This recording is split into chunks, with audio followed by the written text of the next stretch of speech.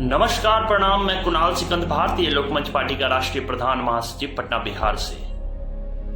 Film अभिनेत्री कंगना रनौत जी ने जो शहीदों के प्रति जो उन्होंने अपना बयान दिया है, देश के प्रति उन्होंने, देश के खिलाफ जो उन्होंने बयान दिया है, उसकी कड़ी शब्दों में लोकमंच परिवार निंदा करती है, कड़ी शब्दों में भर्त्सना करती है।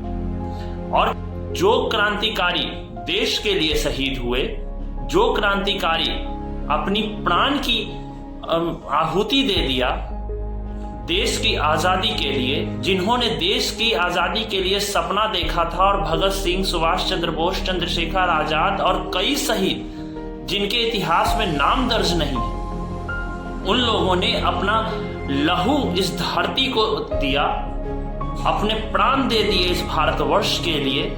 उनका अपमान हरगिज बर्दाश्त नहीं किया जाएगा। इसलिए लोकमंच परिवार केंद्र सरकार से सबसे पहले ये मांग करती है कि पद्म विभूषण जो कंगना रनौत जी को दिया गया है वो लिया जाए, क्योंकि कंगना रनौत जैसे लोगों को पद्म विभूषण देना कहीं ना कहीं ये पद्म विभूषण का अपमान है।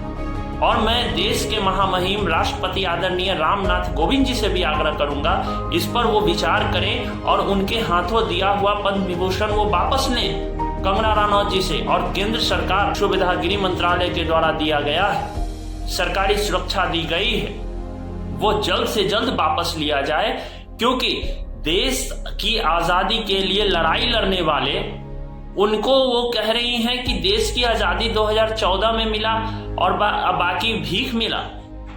तो कंगना रनौत जी को मुझे लगता है और पढ़ने की जरूरत है और उन्हें ज्ञान प्राप्त करने की जरूरत है, क्योंकि बचपन से हम लोग पढ़ते आए हैं कि देश की आजादी 1947 में हम लोगों को मिली, और उस आजादी के अभियान के लिए कई शहीद हो गए।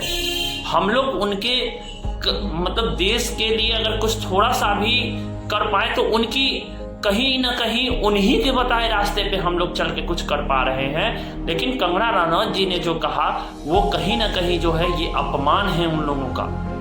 और लोकमंच देश के शहीदों का अपमान हरगिज बर्दाश्त नहीं करेगी।